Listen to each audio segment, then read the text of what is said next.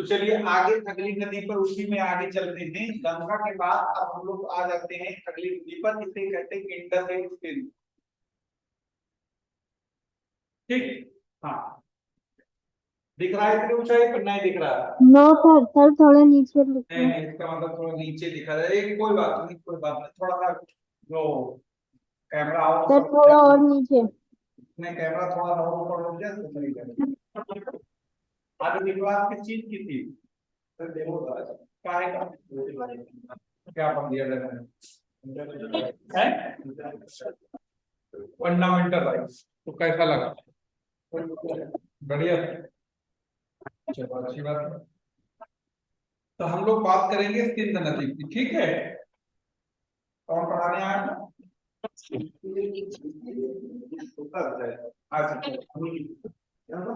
चलिए ठीक है, तो हम लोग सुनिए, तो जो भी हो चलिए कोई बात नहीं, अच्छी बात है, पढ़ा अच्छा, बस इससे अच्छी क्या बात है। ठीक है, तो हम लोग बात क्या हुआ? सर किसी का माइक ऑन है। अच्छा चलिए, गायब हो रही है बार तो बार। हम लोग बात कर रहे थे सिंध नदी के बारे में, बात करेंगे। इसी को देखो, आपने देखा होगा, अब इसे का एक नाम और दिया जाता है, इसे इंडस भी कहते हैं। आपने देखा नहीं होगा, इंडस वैली सिविलाइजेशन आज भी किताबों में लिखा होता है। ठीक है, ये भी इसका जो इंडस है वो इसका पुराना नाम है।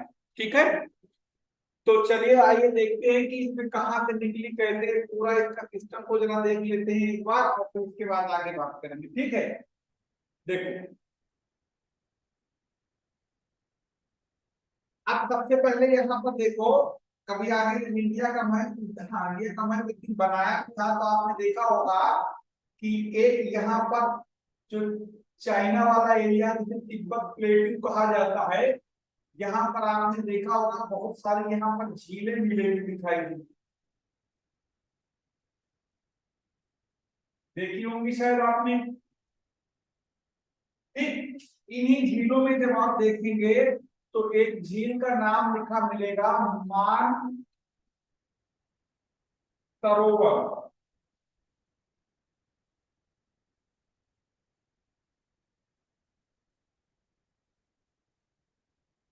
ये जो मानसरोवर झील है, ये ध्यान रखना, ये कहाँ है? ये तिब्बत के पठार के ऊपर है। तिब्बत का पठार का मतलब चीन का एरिया। ठीक, अब यहीं से जो एक नदी निकलना शुरू हो रही है, देखेंगे वो एक इसी यहाँ से एक नदी निकलती है जिसे इंडस कहते हैं, और ये ऐसे आती हुई और जाके कहां पर फिनिश हो रही है? अरेबियन सी में जाके फिनिश होगी। तो ये जहां पर ये फिनिश हो रही है वो एरिया कौन सा है?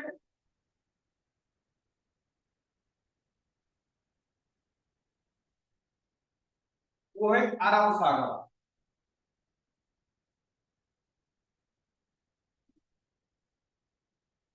ठीक, तो ये इंडस नदी निकल के कहा गई? बोलो, निकल के कहां पर जाके खत्म हो रही है? जाके अरेबियन सी में जाके ये फिनिश हो रही है।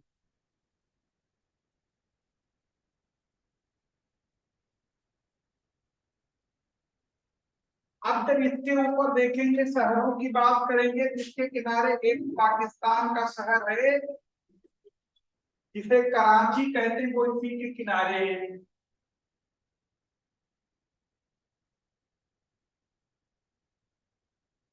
ठीक, यानी कि ये जो नदी निकल रही है इंडस, वो निकल रही मानसरोवर झील से, और मानसरोवर झील तिब्बत में, तिब्बत मतलब चीन में, और जाके ये भारत को पार करके, पाकिस्तान को पार करके अरेबियन सी में चली जाती है। सबसे ज्यादा दूरी अगर ये तय करती है किसी देश में, तो वो किसमें तय करती है? पाकिस्तान में।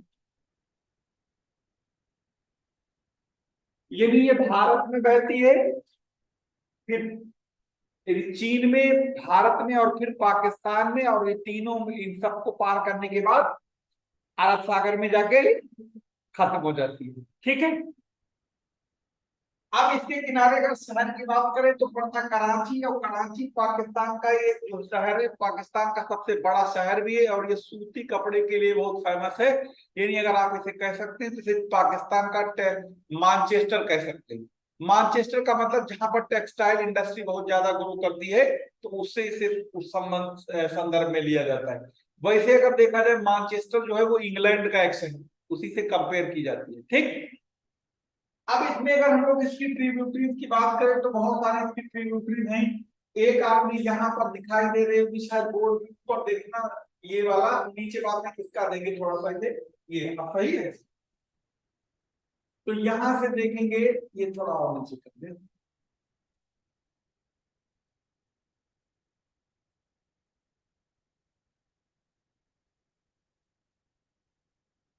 देख, अब दिख रहा है आप लोगों को सबको, हाँ नेक्स्ट ऊपर जाता होगा। तो यहाँ पर आपने देखा होगा इसकी ट्रिब्यूटरी में एक इसकी ट्रिब्यूटरी है जिसे कहते हैं शियो, ये आ रहा है।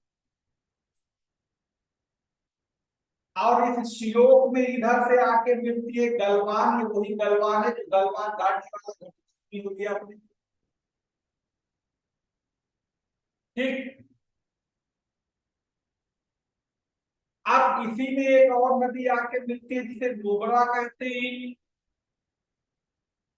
तो ये कौन कौन सी नदियां हैं जरा इनको देख लेते हैं। एक ये वाली कहलाती है गलवान,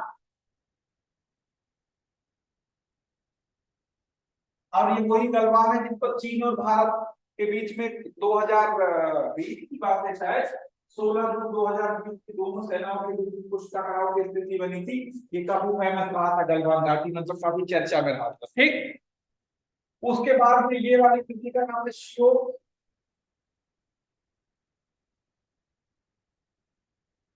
और ये वाली नदी का नाम है नुब्रा।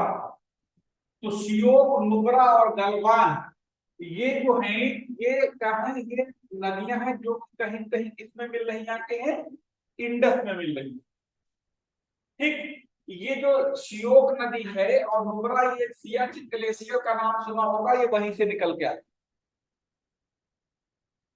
अब आगे चलते हैं, अगला अगला देखोगे, यहाँ पर एक और नदी है पीओके की तरफ से आती है, पाकिस्तान ऑक्युपाइड कश्मीर की तरफ से, और इसमें मिलती है इंडस में। और इस नदी को कहा जाता है क्या, इसका नाम है गिलगिट।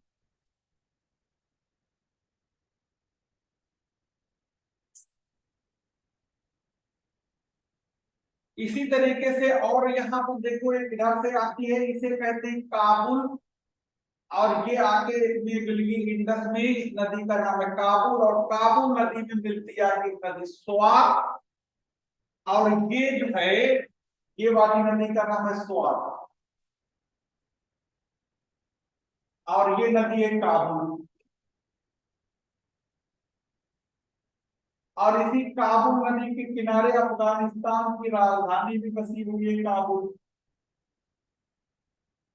ठीक, ये नदी भी काबुल है, राजधानी भी काबुल है, उसके काबुल नदी का अगर हिस्टोरिकल नाम देखोगे तो इसे कुंभा लिखना है, कुंभा।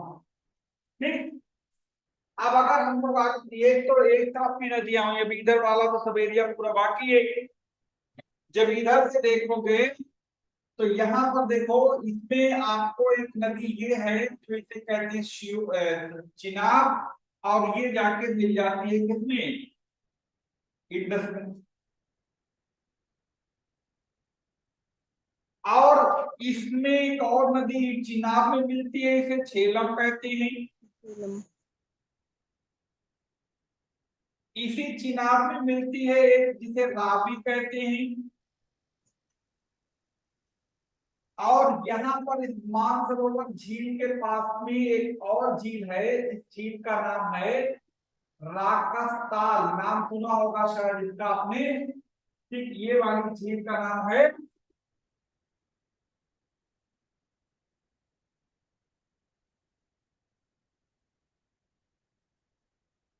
ठीक, राकस ताल। तो ये जो राकस ताल है यहीं से निकल के आती है अपनी कौन सी, सतलज, और वो यहां से होते हुए और वो किसमें मिल जाती है, वो भी चिनाब में मिल जाती है। और इस सतलज में एक और मिल जाती है जिसे कहते हैं ब्यास। दायरा को थोड़ा छोटा करते हैं, ठीक है। सबको दिख रहा है? Yes sir. हाँ, देखो इतना छोटा दिख रहा है सबको, क्लियर? Yes sir. अच्छा, देखो अब इनके नाम लिख देते हैं। जैसे अभी बताया था, ये वाली जो बीच वाली लाइन है इसे क्या कहेंगे? ये तो चिनाब हो गई, ये वाली झेलम हो गई, ये वाली आपकी रावी हो गई, ये वाली सतलज हो गई,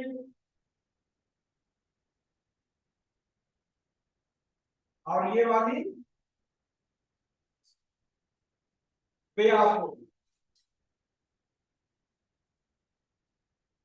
अब इनके किनारे बहुत सारे शहर बसे हुए हैं। अब झेलम के किनारे अगर शहर की बात करेंगे तो झेलम के किनारे जो एक शहर बसा हुआ है वो है आपका श्रीनगर।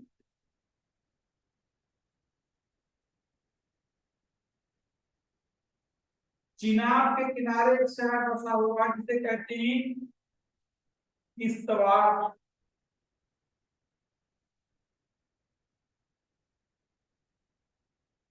रावी के किनारे पाकिस्तान का लाहौर बसा हुआ है।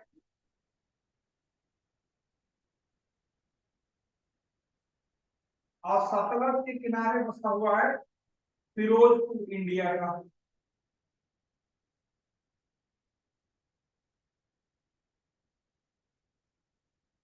ठीक, ये तो हो गए इनके किनारे बसे हुए शहरों के नाम। सर चिनाब पे कौन सा डिस्ट्रिक्ट है सर, दिख नहीं रहा। किश्तवाड़, लिख लिया? हम्म, अच्छा। अब इनके इनके किनारे शहर तो लिख लिए, कहां से लिखेंगे वो पता लग गया। अब इन और जो ये आप ये वाली पर ये वाली जो है वो आपकी इंडस यही है, इसे अलग कलर से इसीलिए बना दिया था, ठीक है। अब यहाँ पर देखो कि इनमें जितनी भी ये नदियां बनी हुई हैं इनके किनारे बहुत सारे डैम भी बने हुए हैं, हाइड्रो पावर प्रोजेक्ट जहां जल बिजली बनाई जाती है। तो उन डैमों में अगर आप देखोगे, ठीक है, तो डैमों में अगर आप देखो बहुत, ठीक है, तो डैमों में अगर हम लोग देखें तो डैम कौन कौन से हैं जरा उनको नाम देख लेते हैं। देखो, एक झेलम के ऊपर जो डैम बना हुआ है इसका नाम है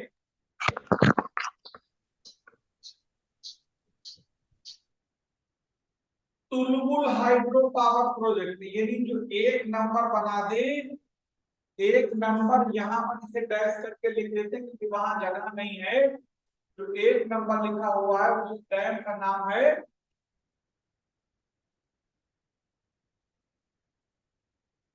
तुलबुल जल विद्युत परियोजना।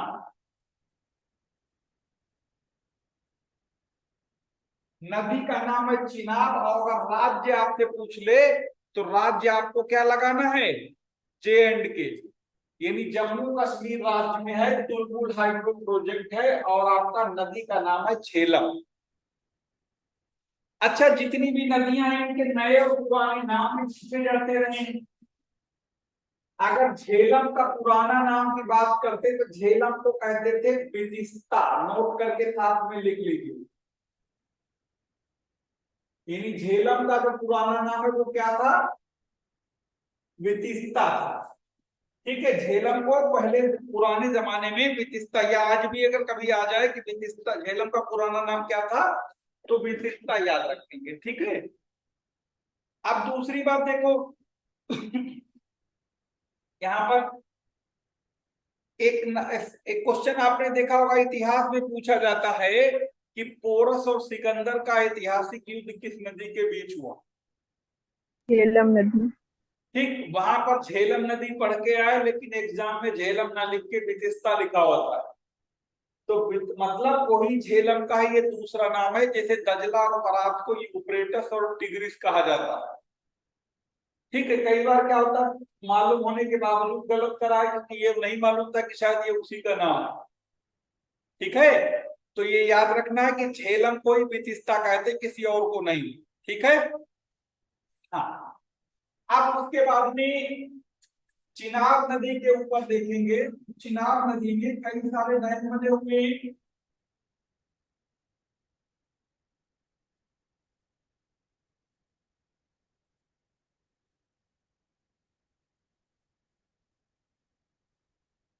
तो अगर इन डैमों की बात करें, जैसे 2 नंबर ऊपर, ये 3 नंबर और ये 4 नंबर, तो नंबरिंग के अगर आधार पर लिखें तो एक है आपका सलाल,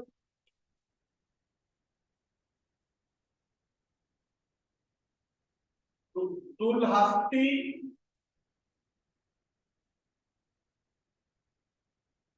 और बगलिहार।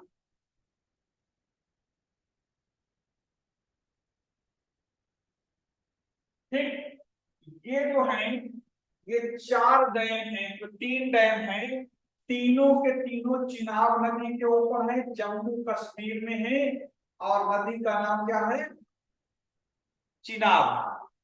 ये दुलहस्ती, सलाल, बगलिहार, ये सभी के सभी जो हाइड्रो पावर प्रोजेक्ट है, ये आपके चिनाब नदी के ऊपर है, और ये जम्मू कश्मीर में है, और इनके नाम को आपके सामने लिखे हुए हैं।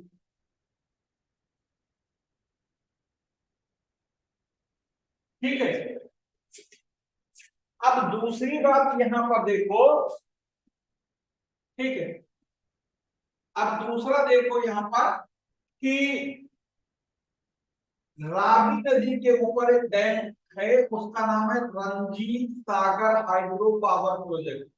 ये 5 नंबर पर के यहाँ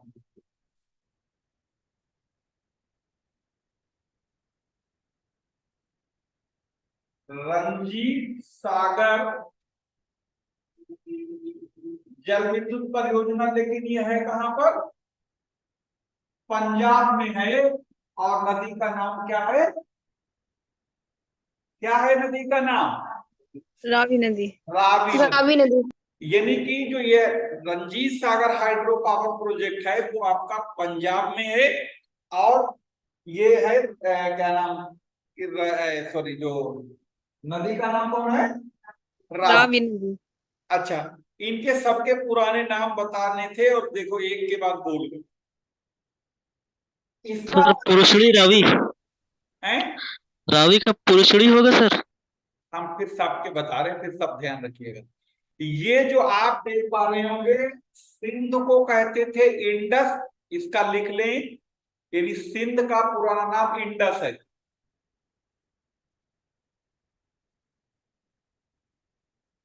झेलम का पुराना नाम वितिस्ता है।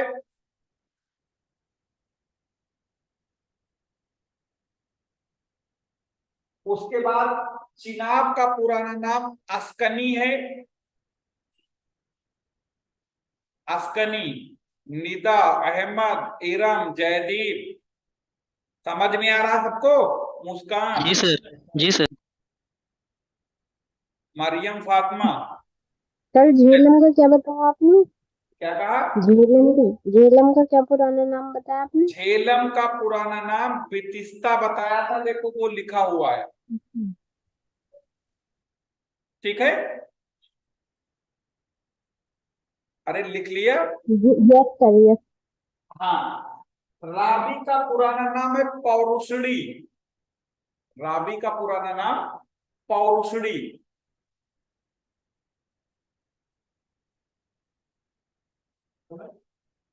पौरुषणी, हाँ, पौरुषणी।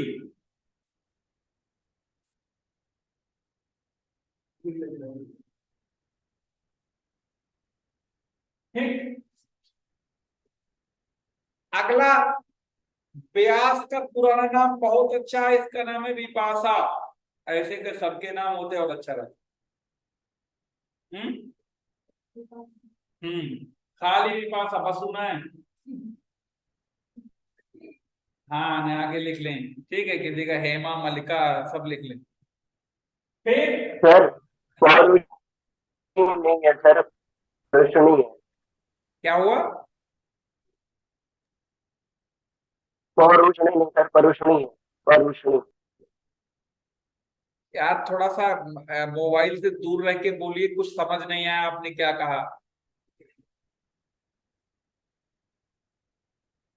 क्या कहा? सर परुषणी सर वो नहीं है, कह परुषणी है।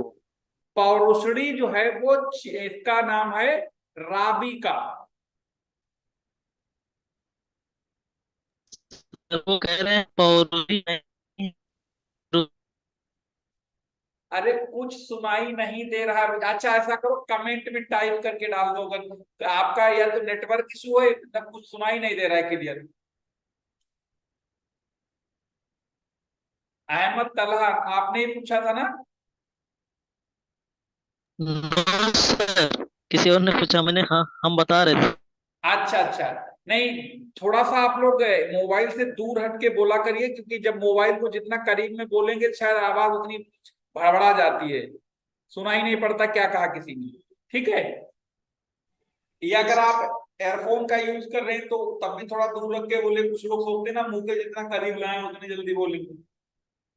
देखा ना, कभी कभी कुछ लोग होते हैं ना गाँव या वैसे जहाँ इतना फोन पर चीखेंगे, लग रहा है इन्हीं की चीख की वजह से वहां आवाज जा रही है, बताएगा चीखेंगे नहीं तो आवाज नहीं जाएगी ना। उन्हें लगता है ना जितना तेज चिल्लाओगे तभी जल्दी आवाज जाएगी, है ना।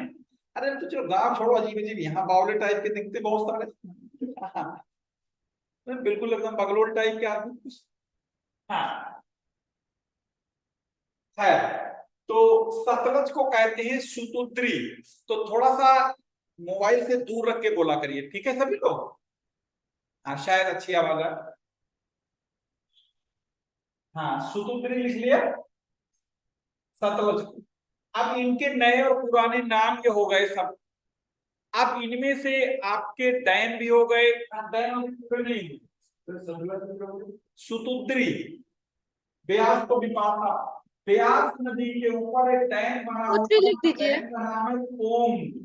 क्या है? पोंग। हिमाचल प्रदेश में है ये डैम, इसका नाम है पोंग, नदी है ब्यास। ठीक। दूसरी बात, आप यहां पर आएंगे तो एक पंजाब में ही सतलज नदी के ऊपर एक डैम बना हुआ है जिसका नाम बचपन से लेकर 55 तक सुनते आए होंगे, और वो है आपका कौन सा? भाखड़ा।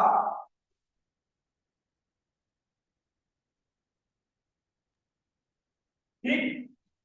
एंड एकलौता यही सुना, बाकी सुने नहीं थे? नहीं, सबसे ज्यादा। अच्छा, ऐसे काम चलेगा है।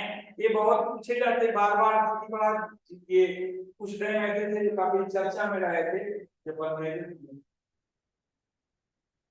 और ये भाखड़ा जो डैम है ये फर्स्ट पायलट प्लान में बनाया गया था प्रथम पंचवर्षीय योजना काल में। ठीक है। हाँ,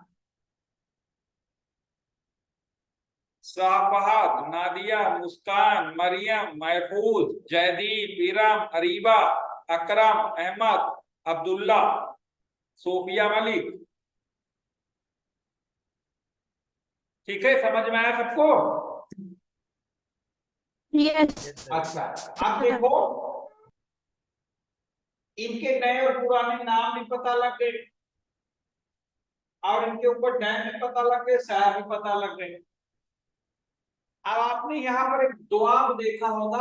दोआब शब्द को अगर हम लोग देखें, ये क्या हो है? हाँ, तो दोआब को अगर आप देखोगे तो दोआब का दोआब दोआब में यहाँ पर देखो, अभी इसको नीचे खिसका लेंगे तब देखिएगा उसमें एक शब्द आता है बार बार, आपने सुना होगा दोआब। अरबी की अगर थोड़ी बहुत जानकारी होगी तो अरबी में आब को कहते हैं, पानी को कहते हैं आब। ठीक है, देखा होगा आपने, हाजी लोग जाते हैं वहां से, सऊदी से लौट के होते हैं, वो कहते हैं आबे जमजम का पानी, सुना था? वो कहते हैं आब का मतलब पानी होता है, और दो का मतलब सीधे सीधे नंबर की बात कर रहा है। नदियों में क्या बहता है? पानी ही तो बहता है। तो दो दो पानियों के नदियों बीच का के क्षेत्र। बीच की जमीन को क्या कहते हैं? दोआब कहते हैं। यानी एक कोई नदी ये है और एक कोई नदी ये है, इसके बीच का जो एरिया होता है ये दोआब कहलाता है। ठीक है, और दोआब जो होते हैं काफी उपजाऊ जमीनें होती हैं। और दोआब में आपने एक नाम सुना होगा, एक राजा का, मोहम्मद बिन तुगलक का, एमबीटी। इसके एक बहुत सारे कुछ कारनामे नहरों थे। का निर्माण करवाया था। हाँ, नहरों का निर्माण तो फिरोज शाह तुगलक ने करा था बाबू। ठीक है, दुआ हाँ, में कर वृद्धि, हैं? इसने दुआ में कर वृद्धि करी थी ना सर? हाँ, दोआब में कर वृद्धि की थी, यही बताना चाह रहे थे। इन्होंने दोआब में कर वृद्धि की थी, राजधानी का परिवर्तन किया था, यानी राजधानी को शिफ्ट के दिल्ली से दौलताबाद ले गए थे। तीसरा काम इन्होंने किया, सांकेतिक मुद्रा चलाई थी। ये इनके बड़े बड़े काम है। सांकेतिक मुद्रा का मतलब जो आपके जेब में आपके पैसा है, ये सिर्फ टोकन मनी है। यानी अगर ये थोड़ा सा नोट कट जाए, फट जाए, तो फिर आपको इससे माचिस विनय मिलेगी। तो अब तो 2000 का बंदे हो गया, वरना माचिस विनय को देगा दुकानदार। और अगर तांबे का सिक्का या सोने का सिक्का से चाहे ट्रक के नीचे डाल देना, रोलर के नीचे कुचल देना, आग की भट्टी डाल देना, फिर भी वो अगर 2000 रुपए की वैल्यू है तो 2000 का ही बिकेगा। चाहे उसे गोल कर देना, चौकोर कर देना, चाहे उसे तिलकोड़ कर देना, वो रियल वैल्यू होती है। ठीक, तो दोआब में टैक्स बढ़ाना है। दोआब बहुत उपजाऊ जमीनें होती, तो यहाँ पर इसने टैक्स बढ़ाया था। लेकिन जिस साल इन दोआब में टैक्स बढ़ा तो उसी साल सूखा पड़ गया था। जो नॉर्मल टैक्स था वही नहीं दे पा रहा, किसान बढ़ा हुआ कहां से देगा? ये वही हुआ ना, जैसे आपने सोचा गर्मी लग रही, खोपड़ा टकला करा ले, थोड़ा हवा लगेगी। लेकिन जैसे खोपड़ी गंजी कराई, सोचा हवा लगेगी, लेकिन ओले गिरने लगे। एक मुहावरा है ना, सर घुटाते ही ओले पड़ जाएं। सोचे खोपड़ी थोड़ा बाल और हटा दें ताकि हवा लगेगी, आराम मिलेगी, लेकिन जैसे बाल मुड़ाए तो पता लगा ओले गिरने लगे और भरता होगा खोपड़ी, है ना? तो एक कहावत है, सर सर मुड़ाते ही ओले पड़ जाएं। और यूपीपीसीएस मेंस में 30 नंबर के मुहावरे हैं, पता है? मेंस में 30 नंबर के मुहावरे आते हैं, 10 मुहावरे होते हैं, एक एक 3-3 नंबर का होता है। कोई 10 लिखे होंगे। मेंढक को जुकाम हो जाना, खुरपी के ब्याह में हंसिए का नाच, ये आए हुए हैं, तभी तो बता रहे हैं। ठीक है, ये देखना 2018-19 के पेपर, 18 वाले में, 17 वाले में देखना, ये भी लेंगे मैथ के। ठीक है, गंगा लाभ कमाना, ये कुछ तो ऐसे जनरली जो है ना, ये सबने सुने होते हैं। और कुछ ऐसे होते हैं जो कभी जिंदगी में नहीं सुने होते। और देखने में जितने जो आसान लगते हैं ना, उतने होते नहीं। जब लिखने बैठो तब पता लगता है कितना क्या है, हैं? हैं? हाँ, नहीं, हम जैसे आपको एग्जांपल बता रहे थे, हिंदी में पूछ, जैसे आप गंगा लाभ कमा देना, या जी बजी हंसिए के ब्याह में खुरपी का नाच, मतलब इसका मतलब एक तरीके से वो दो विपरीत परिस्थितियां, जैसे हंसिया और खुरपी, जो यानी होता ना, जैसे कि पता लगा अपोजिट टाइप का एक तरीके से निकलेगा। मुहावरा ज्यादातर निगेटिव में ही होता है, कमेंट टाइप होता ना। ये जैसे छछूंदर के चल सर पे चमेली का तेल, तो गाने वाने भी बोले शायद कोई, हाँ वो जो भी हो, लेकिन ये भी मुहावरा टाइप का। यानी अयोग्य व्यक्ति के हाथ कुछ अच्छी चीज लग जाए। तो इस बात में कह रहे, तो हम लोग की बात कर रहे थे, तो दोआब जो है वो, ये बहुत ज्यादा उपजाऊ जमीनें होती है। तो यहाँ पर कुछ दोआब है, उनके नाम पूछे जाते हैं। तो जरा देख लो कौन से दोआब का नाम क्या था। यहाँ पर आ जाए फिर से इस चौक, इसमें देखो। तो देखो, कुछ दोआब के बारे में बताना है, सबके बारे में नहीं ध्यान रखना है। सबको दिख रहा है?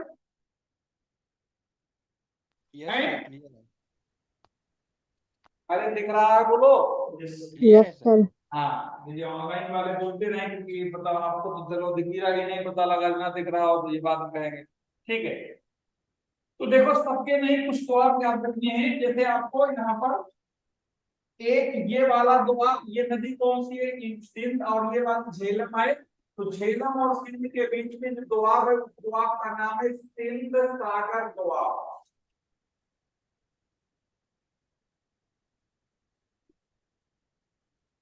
क्या नाम है इसका? सिंध सागर दोआब। एक दोआब याद रखो, बाकी हमारे ऊपर छोड़ दो, सब ऐसे याद हो जाएंगे सीधे। सिर्फ एक ही से याद रखो। इतना मुंह बुरा शीशे नहीं लगता जितना यहाँ कैमरे में लग रहा है, क्योंकि कैमरे क्वालिटी ज्यादा अच्छी है ना। इतना सही में शीशे में इतना देर बुरा नहीं लगता, पूरा दाने दाने से। ये पता ना, सवेरे उठो 2-3 बड़े मिलते हैं।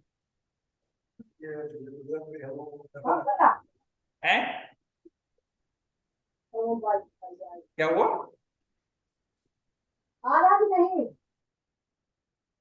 देखा घर में कुछ किसी की माई कौन है? हाँ, माइक किसी का ऑन है, जहां पढ़ रहे हैं उनके घर में कुछ चिल्ला रहा है, दूसरा उनकी आवाज आ रही है ना। चलिए, जब आप लोग बोला करो तभी आप अपना माइक अनम्यूट किया करो, वरना म्यूट रखा करो, ठीक है। जब उधर से कोई पूछना हुआ करे, और जब सारे लोग माइक ऑन रखोगे तो पता लगा अगर पंखा भी चल रहा है उसकी भी आवाज पकड़ेगा वो, ठीक है। ऑनलाइन वालों, ये जिसको बोलना है वही आप एक बार ऑन करा करिए, नहीं सब इकट्ठा खुला छोड़ोगे तो आवाज सबकी बहुत ज्यादा पहुंच पहुंच करने लगती है, फिर कोई बोलता कुछ और है तो आवाज कुछ सुनाई नहीं पड़ती ढंग से, ठीक है। हाँ, बाकी तो अब आप देखो ऐसे याद हो जाएंगे। ये वाली नदी कौन सी है, बोलो जरा। झेलम की। और ये वाली कौन सी है? वो झेलम और चिनाबी तो हैं। तो कुछ ना करो, झेलम का ले लो झा, और चिनाब का ले लो चा, और दोआब का कॉमन है वो अपने आप में। बोलो, समझ में आया? अहमद, अकरम, अरीबा, इरम, जयदीप, महमूद, मरियम, मुस्कान, निदा, शाफहद, सोफिया, मलिक। सर क्या लिखा है आपने? कुछ दिखाई नहीं। दिखाई नहीं दे रहा? हमने ये लिखा था झेलम और चिनाब के बीच में झा से झेलम, चा से चिनाब, झच, और वो दुआ। असल में ओवर राइटिंग हो गई, अगर मिटाते तो दूसरी लाइनें मिट जाती, ठीक। तो आगे दुआब शब्द लिखा हुआ है, ये अगर आपको थोड़ा डाउट करना हो तो ये दुआब लिखा हुआ है, ठीक है। समझ में आया? Yes sir. हाँ, चलिए। नहीं नहीं, कोई भी अगर किसी को समस्या हो तुरंत बोलिएगा, ताकि पता तो लगे क्या दिक्कत है, ठीक है। हाँ, अब देखो दूसरी बात, यहाँ पर नदी का नाम है चिनाब, और ये नदी है रावी। तो रावी और चिनाब के बीच का दोआब का नाम हुआ से रावी, और चा से चिनाब, और एक डंडा लगा दो और रचना दोआब।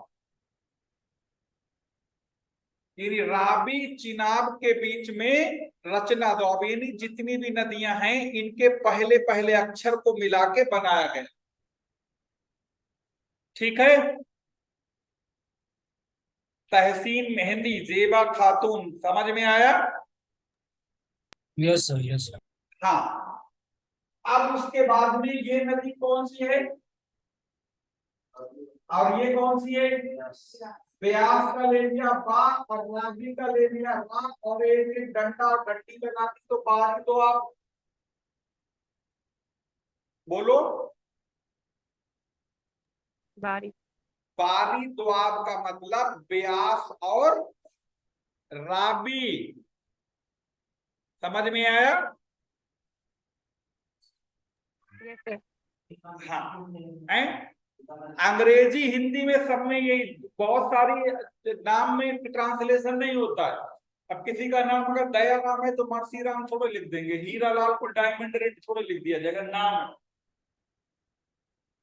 नाम कोई भी हो उसको एज इट इज लिखा जाएगा, चाहे वो जिस लैंग्वेज का, क्योंकि वो एक तो पहली बात तो नाम है, नाम का ट्रांसलेशन होगा नहीं। अजीब अजीब नाम होते हैं, अगर उनका ट्रांसलेशन करो सब होगा सत्य ना।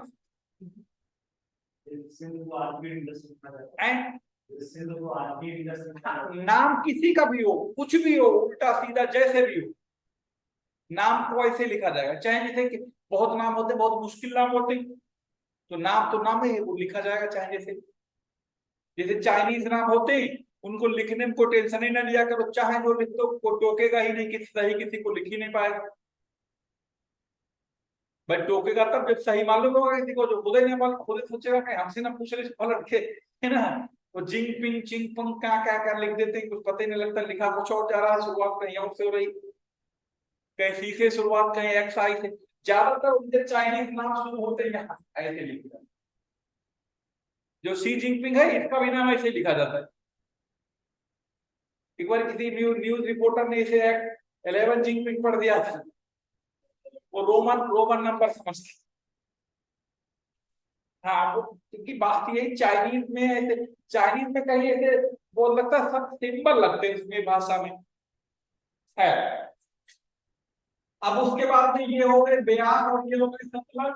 तो ब्यास का ले लिया आपने बाग और आधा सतलज का, तो क्या हो गया ये 20। तो आप बोलो समझ नहीं आया, हाँ कि ना, बोलो यस ऑनलाइन वालों। सर, यस सर, समझ में आ गया।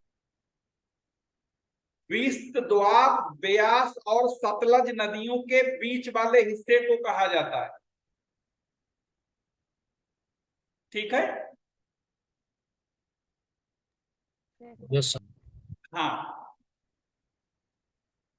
तो ये बात यहां पर द्वाब वाली क्लियर हो गई। नए और पुराने नाम बताए, क्लियर हो गए। Yes sir. जी सर। हाइड्रो पावर प्रोजेक्ट बताए थे, वो क्लियर हो गए। और इनके कौन किसकी ट्रिब्यूटरी है ये पता लग गया।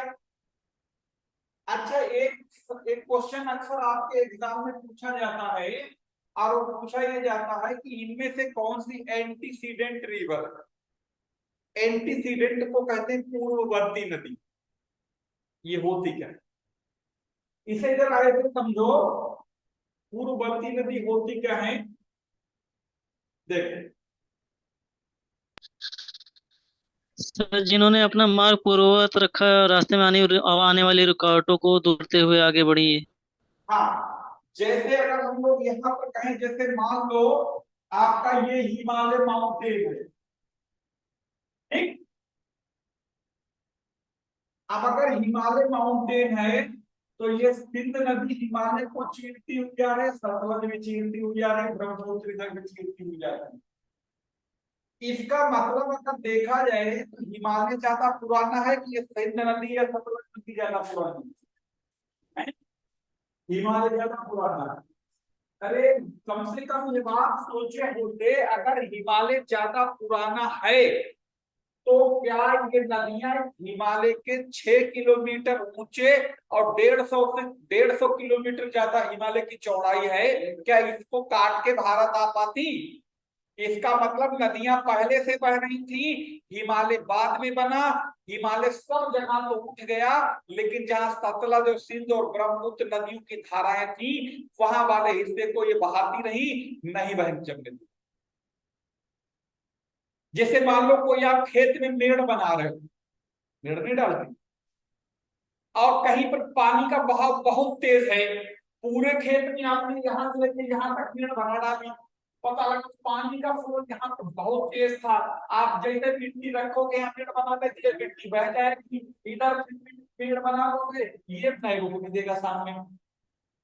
तो इसका मतलब ऐसी नदियों को पूर्ववर्ती नदी कहा जाता है जो किसी अवरोध के होने के बावजूद उनके रास्ते में कोई परिवर्तन ना हो। यानी हिमालय बाद में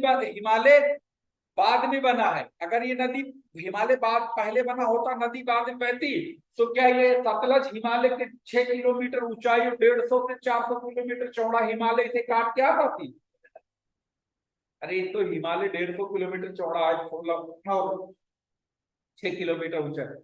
अरे इसे तो मामूली सी आजकल हम लोगों को आदमी इंसान बंधा बना के देता है। ये डैम का मतलब क्या है? बंधे तो हैं।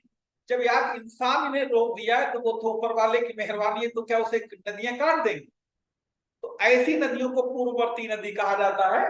यानी आपको इसमें 3 नाम बड़े फेमस है, सतलज और इंडस और ब्रह्मपुत्र। इन तीनों नदियों को एंटीसीडेंट या पूर्ववर्ती नदी कहा जाता है।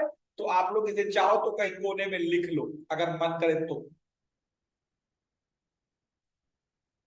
लिख, सतलज, ब्रह्मपुत्र और सिंध, ये बराबर पूछा जाता है एग्जाम में, इनमें एंटीसीडेंट रिवर कौन है, तो यही तीनों नोट कर लो। कर लिया सर। कर लिया? Yes sir.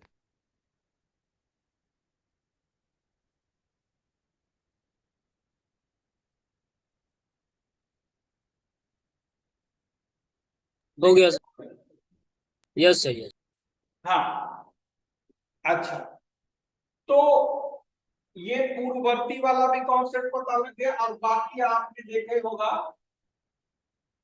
कि ये वाला जो भी हम लोग पढ़े थे कहाँ गया, ये ठीक। तो इसमें किसी तरीके का कोई सवाल आपके मन में हो तो पूछिए, अगर किसी भी तरीके की कोई कंफ्यूजन हो। सतलज नहीं, इनके इनके हमने कहा नहीं ऐसे सब नहीं पढ़ने, जैसे ये भी तो द्वापर का एक तरीके जिनके नाम है वो पूछे गए एग्जामों में। ऐसे तो हजारों, जिसे देखा जाए ऐसे तो आदमी कुकुरमुत्ते की तरह रोड पर घूम रहा है, लेकिन आप जिसका इंतजार कर रहे हो खड़े हुए, आप तो उसी की पहचान रहे हो ना।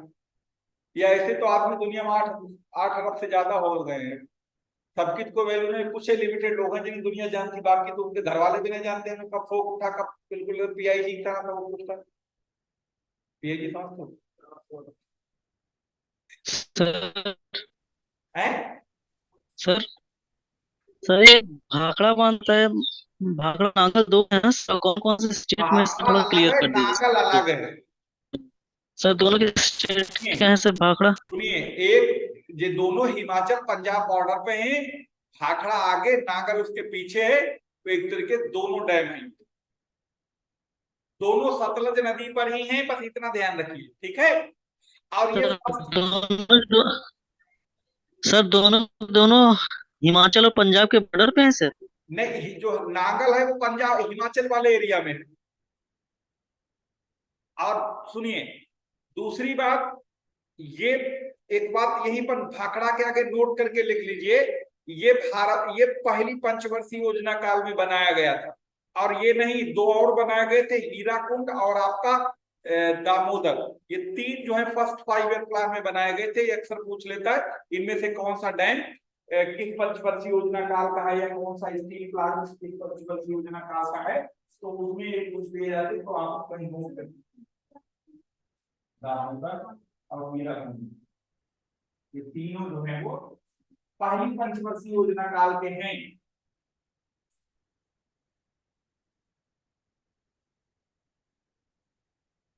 ठीक है। अच्छा, दूसरी बात ये, इन्हें जब भी जो भी आप पढ़ते हो इसके ऊपर जितने भी क्वेश्चन मिला करें उन्हें लगाओ। अब देखो हम असल में हमारा लैपटॉप खराब हो गया, उसके जो है वरना आज अगर उसको बैटरी फूल गई वो पूरा बेकार हो गया। उसमें कम से कम कई हजार पीडीएफ पड़ी, टॉपिक वाइज अलग अलग पड़ी, तो वो तो है नहीं, वरना हम आज उससे निकाल के आपको ग्रुप में डाल देते। इससे रिवर से जुड़ी हुई बहुत सारी पीडीएफ हैं, तो अगर हमें कहीं अगर मोबाइल में हमारे भूल गई तो हम आप ये ग्रुप पे डाल देंगे, तो आप चाहे तो उन्हें लगा लीजिएगा, ठीक है। ताकि आपको इससे ये पता लगता रहेगा कि कम से कम जो हम पढ़ रहे हैं क्या वो एग्जाम में पूछा भी जाता है कि नहीं पूछा जाता है, ठीक है। क्योंकि कोई भी चीज हो उसे परखना जरूरी है, क्योंकि यहाँ पर हमने पहले का नॉलेज के लिए कम पढ़ रहे हो, कलेक्शन होना चाहिए। देखो कुछ पीडीएफ है जैसे ये पढ़ी है ना, पेपर टाइप में है, ठीक है। हाँ, तो अगर हम उसमें ग्रुप में भेज देंगे आप लोग, उसे चाहे तो आप उसे लगाते रहिए, ताकि टॉपिक भाई आपको पता लगेगा रिवर पर कितने टाइप के क्वेश्चन होते हैं, कौन कौन से आते हैं, और आपने जो नदियां पढ़ी उनमें से कितने आपने ने कर ली, ठीक। Okay sir. हाँ, कोई समस्या किसी तरीके की? No sir. अच्छा, तो ये दो नदियां आपकी यानी गंगा और इंडस हो गई पूरी। अब अगली नदी की तरफ हम लोग चलेंगे, और अगली नदी को पढ़ना है, वो नदी कौन सी है? ब्रह्मपुत्र। ब्रह्मपुत्र पढ़नी है, ठीक। तो आइए देखते हैं कि ब्रह्मपुत्र कहाँ मिलेगी, कैसे होगी। क्या ये वैसा वाला पेंसिल का सिस्टम नहीं है, थोड़ा सा जो नहीं नहीं, ये जो लाइन खींच देते मोटा होता चला जाता है,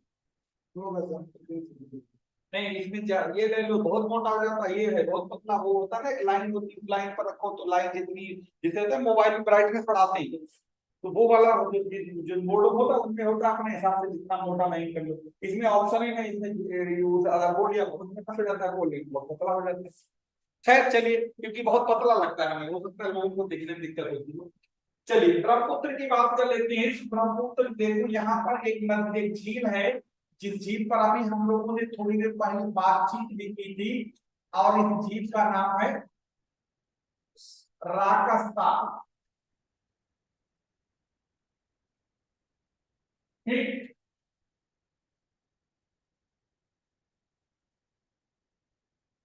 नहीं राकस्ताल नहीं, राकस्ताल तो वहां पर है ही, लेकिन इसको मानसरोवर ही मान।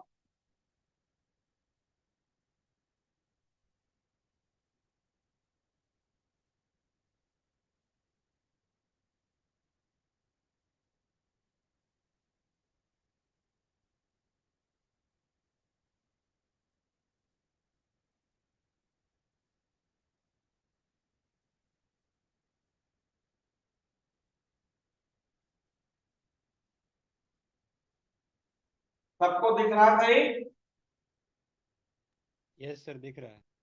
अब इसी मानसरोवर झील से नदी निकलती है ब्रह्मपुत्र, जो कि आपकी पूर्व की ओर बह रही हिमालय के पैरेलल, और ये अभी तक कहाँ बह रही? चाइना में, ये भी तिब्बत के पठार पे बह रही है।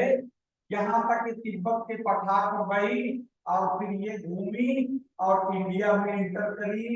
इंडिया में इंटर करने के बाद ये बांग्लादेश गई, और बांग्लादेश जाने के बाद ये बंगाल की खाड़ी में।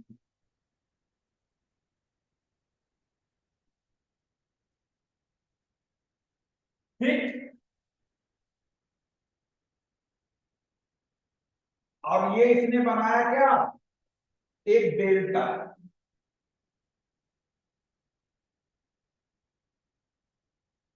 और इस डेल्टा का नाम क्या है? सुंदरबन डेल्टा। सुंदरबन डेल्टा। और जाके ये नदी गिरी कहाँ जाके? बंगाल की खाड़ी में, जिसे बे ऑफ बंगाल कहेंगे।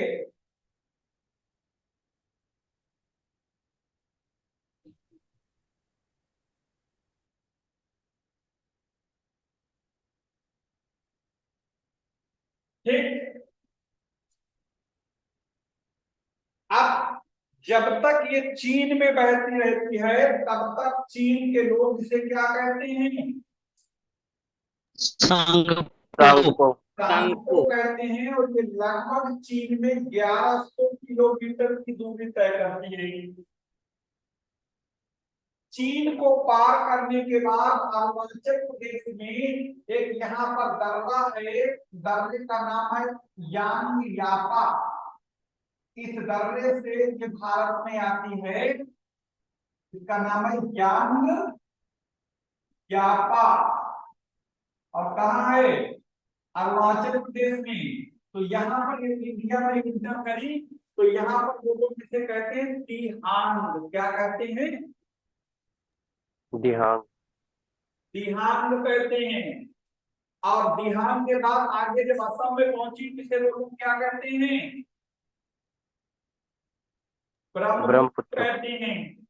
जब ये बांग्लादेश पहुंची, तो बांग्लादेश को किसे क्या कहते हैं? जमुना कहते हैं। जमुना। ठीक, तो बांग्लादेश में जमुना, असम में ब्रह्मपुत्र, बिहार में अरुणाचल में, चीन में सांगपो एगो या हाँ सांगपो, यांग यापा दर्रे से भारत में आती है। उसके बाद में ये देखो, इसकी ट्रिब्यूटरी में एक इसकी ट्रिब्यूटरी है जिसे कहते हैं तिस्ता, मानस, सोनसिरी। इधर से आती है लोहित। तो ये इसकी कुछ ट्रिब्यूटरीज के नाम हैं। ये वाली हुई तिस्ता, जिसे सिक्किम की लाइफ लाइन कहते हैं। ये वाली हुई मानस। ये वाली हुई सोनसिरी।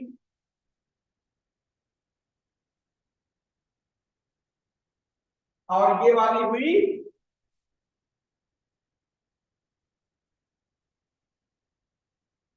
लोहित। यहाँ पर एक और भी है जिसे दिवांग कहा जाता है, ये रही दिवांग।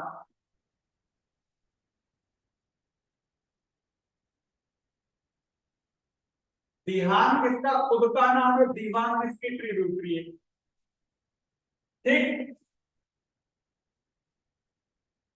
बोलो सबको दिख रहा है? देखो बोल पे। यस सर दिख रहा है। हाँ,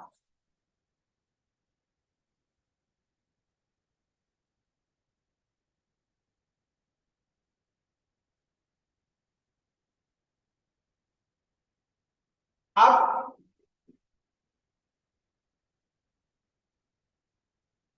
इसमें इसके किनारे शहरों की अगर बात करें तो इसके किनारे शहरों में एक जगह पड़ती है अरुणाचल प्रदेश में पी फॉर पासीघाट, असम में है इस पर डिब्रूगढ़, इसी पर पड़ता है दिसपुर, इसी पर पड़ता है गुवाहाटी, इसी पर पड़ता है धुबरी, सदिया, तेजपुर, मानस, बहुत सारे हैं, लेकिन आप कुछ लिख लो। पी फॉर पासीघाट है,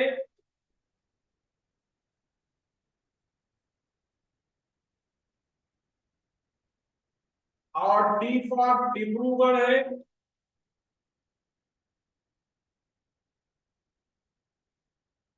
दूसरा डी का मतलब दिसपुर है जो असम की राजधानी है, फिर जी का मतलब गुवाहाटी है, और डी का मतलब धुबरी है। तो ये सब असम में है। पासीघाट अरुणाचल में, बाकी सब असम में है।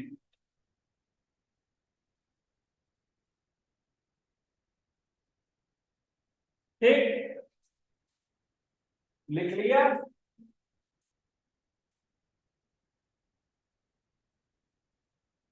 आप ब्रह्मपुत्र नदी को लिख लेंगे। नॉर्थ ईस्ट पूर्वोत्तर भारत की जीवन रेखा कही जाती है ये, यानी कि पूर्वोत्तर भारत की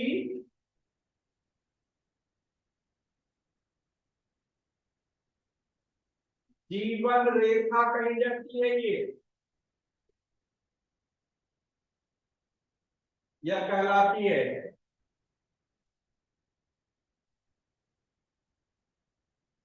ठीक, और ये गंगा के साथ मिलके बहुत ही विशाल, यानी दुनिया का सबसे बड़ा डेल्टा बनाती है, जिसका नाम सुंदरवन है। और इसका नाम सुंदरवन इसलिए क्योंकि इसके ऊपर सुंदरी नाम के पेड़ की अधिकता पाई जाती है, इसीलिए इस डेल्टा का नाम सुंदरवन डेल्टा।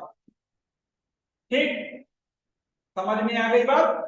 और इस डेल्टा का ज्यादातर हिस्सा कहाँ है? मान के चलो आप 70% एरिया इसका बांग्लादेश में।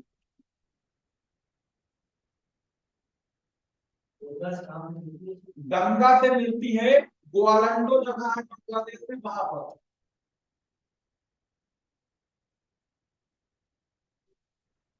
ग्वालंडो एक कोई स्थान पड़ता है बांग्लादेश में, वहां पर ये मिलती है गंगा से, और गंगा के साथ संयुक्त रूप से सुंदरबन डेल्टा बनाती है, जो कि दुनिया का सबसे बड़ा डेल्टा है।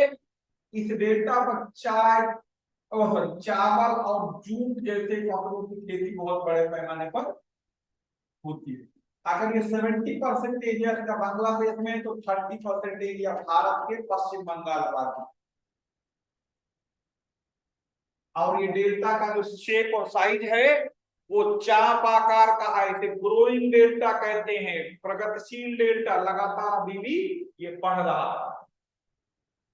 ठीक, बोलो कोई सवाल किसी के मन में है? मोबाइल कहाँ रखा? अच्छा वो है, मोबाइल का चला गया। चलिए लिख लिया सबने? Yes sir. अच्छा, किसी का कोई सवाल जवाब यहाँ पर? ये थोड़ा हमने पेन मोटा कर दिया था, ये कोई दिखने में दिक्कत तो नहीं हो रही मोबाइल पर आपके? नहीं सर क्लियर है। हैं? क्लियर है सर। क्लियर है? नहीं, पेन मोटा लिख दिया था, थोड़ा महीन बहुत चल रहा था। ठीक है, तो इन नदियों से जुड़े हुए क्वेश्चन लगाइए और कल हम लोग गोदावरी, कृष्णा, कावेरी जो साउथ इंडिया की बच्ची उनको करेंगे, ठीक है। अभी हमारी क्लास में है तो हम निकलते हैं, फिर कल मिलते हैं इसी टाइम सेम 9:40 पे, ठीक है।